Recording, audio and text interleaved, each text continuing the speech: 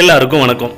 இந்த வீடியோவில் நாம் என்ன பார்க்க போகிறோம் அப்படின்னு பார்த்தீங்கன்னா, இப்போது கரண்ட் ட்ரெண்டில் பார்த்தீங்கன்னா எல்லா மக்களையுமே வேக வைக்கும் அளவிற்கு தொழில்நுட்பம், அதாவது டெக்னாலஜி எல்லாமே வளர்ச்சி அடைஞ்சு கொண்டு தான் இருக்குது. இந்த உலகமே வாய் ஓயாமல் மிகவும் எதிர்பார்த்து பேசி கொண்டிருக்கும் ஒரே வார்த்தை என்ன அப்படின்னு பார்த்தீங்கன்னா ஆர்டிஃபிஷியல் இன்டெலிஜென்ஸ், அதாவது செயற்கை நுண்ணறிவு. அதை பற்றி தாங்க பேசியிருக்காங்க. இப்போது அதை பற்றி தான் இந்த வீடியோ ஃபுல்லாக பார்க்க போகிறோம்.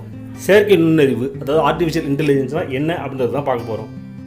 இந்த செயற்கை நுண்ணறிவு அப்படின்னு சொல்கிறது கம்ப்யூட்டர் உலகில் ஒரு பெரிய வளர்ச்சியை காட்டும் உச்சநிலை அப்படின்னு சொல்லலாம். அதாவது நுட்பமான இயந்திரங்களை உருவாக்கி மனிதர்களை போல செயல்பட வைக்கும் ஒரு நுணுக்கமான தொழில்நுட்பம் தான் இந்த செயற்கை நுண்ணறிவு, அதாவது ஆர்டிஃபிஷியல் இன்டெலிஜென்ஸ்.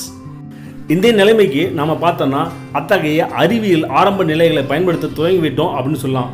உதாரணமாக பார்த்தீங்கன்னா பாதைகளில், அதாவது ரோட் சைடு இருக்கு இல்லையா, அதில் இருக்க டிராஃபிக் ஜாம் நம்மளால் ஈஸியாக ஃபைண்ட் அவுட் பண்ண முடியும். இதுக்கு என்ன பண்ண முடியும்? இதுக்கு கூகுளோட நேவிகேட்டர் அப்படின்றத நம்ம பயன்படுத்தலாம். நம்மளுடைய கட்டளைகளை அதை கேட்டு அதற்கு பதில் சொல்லும் எலெக்ஸா அப்படின்னு எல்லாருமே கேள்விப்பட்டிருக்கோம் இல்லையா, அதாவது கூகுள் வாய்ஸ். இது போன்ற செயற்கை நுண்ணறிவு கொண்ட அம்சங்களை இப்போ எல்லாருமே பயன்படுத்திட்டு தான் வரோம் அப்படின்றது எல்லளவும் சந்தேகமே கிடையாது. அந்த அளவுக்கு ஆர்டிஃபிஷியல் இன்டெலிஜென்ஸ் மனித மூளையில் ஒரு பெரிய பங்கு வகிக்குது அப்படின்னு சொல்லலாம். அதாவது நம்மளுடைய கட்டளைக்கு ஏற்ற மாதிரி நம்மளுடைய மொபைல் ஃபோன், ஆண்ட்ராய்டு ஃபோன் வச்சுருக்கோம் இல்லையா, அதை வச்சு நம்மளால் எது வேணாலும் பண்ண முடியும். உதாரணத்துக்கு சொன்ன பார்த்தீங்கன்னா, முன்னாடியே சொன்ன மாதிரி கூகுள் வாய்ஸ், அப்புறம் எலெக்ஸான்னு ஒரு ரோபோட்டோட அந்த வாய்ஸ் ரெக்கார்டிங், இது எல்லாமே எப்படின்னா இந்த ஆர்டிஃபிஷியல் இன்டெலிஜென்ஸ் அதை பேஸ் பண்ணி தான் ஒர்க் பண்ணிட்டு இருக்கு. இப்போ இது வரைக்கும் நம்ம செயற்கை நுண்ணறிவு அப்படின்னு தான் பேசிட்டு இருக்கோம், அதாவது ஆர்டிஃபிஷியல் இன்டெலிஜென்ஸ். அப்படி அந்த ஆர்டிஃபிஷியல் இன்டெலிஜென்ஸில் 3 கற்றல் நிலை இருக்குது அப்படின்றதையும் சொல்லிக்கிறோம். ஃபர்ஸ்ட் என்னன்னு பார்த்தீங்கன்னா இயந்திர கற்றல், அதாவது மெஷின் லேர்னிங். அதுக்கப்புறம் பார்த்தீங்கன்னா இயந்திர அனுபவம், அதாவது மெஷின் எக்ஸ்பீரியன்ஸ்.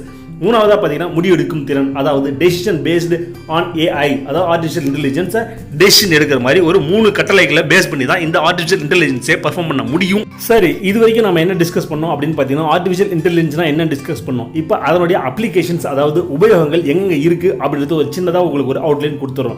அதாவது இந்த செயற்கை அறிவாற்றலின் பயன்பாடுகள் பார்த்தீங்கன்னா அனைத்து துறைகளிலுமே பயன்படுத்த முடியும் அப்படின்றத தெரிவிச்சுக்கிறோம். உதாரணமாக பார்த்தீங்கன்னா விவசாயம், தொழில்நுட்பம், கார், ஆட்டோமொபைல், மருத்துவம், பொறியியல், ஆசிரியர் பணி போன்ற அனைத்து துறைகளிலுமே இந்த செயற்கை அறிவாற்றல், அதாவது செயற்கை நுண்ணறிவு, ஆர்டிஃபிஷியல் இன்டெலிஜென்ஸ் அதை நம்ம இம்ப்ளிமெண்ட் பண்ண முடியும் அப்படின்றத சொல்ல வரோம்.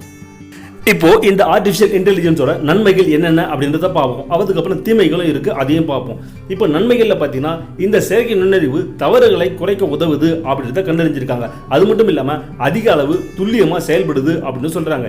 இதனால தான் இதை விண்வெளி ஆய்வு போன்ற பல்வேறு ஆய்வுகளில் இந்த ஆர்டிஃபிஷியல் இன்டெலிஜென்ஸை யூஸ் பண்ணிக்கிட்டு இருக்காங்க அப்படின்றத கூடுதல் தகவலாக உங்களுக்கு தெரிவிச்சுக்கிறோம். இப்போ தீமைகள் என்னென்ன அப்படின்றத பார்ப்போம். பொதுவாகவே பார்த்தீங்கன்னா மனிதர்களாக பிறந்த அனைவருமே இயல்பாகவே ஒரு வேலையை மீண்டும் மீண்டும் செய்யணும் அப்படின்னு பார்த்தீங்கன்னா ஒரு வகையான சலிப்பு தட்டிடும். ஓகேங்களா? அப்படி ஆர்டிஃபிஷியல் இன்டெலிஜென்ஸ் அதை பேஸ் பண்ணி பார்க்கும்போது மீண்டும் மீண்டும் செய்யப்படும் வேலைகள் இயந்திர நுண்ணறிவுடன்.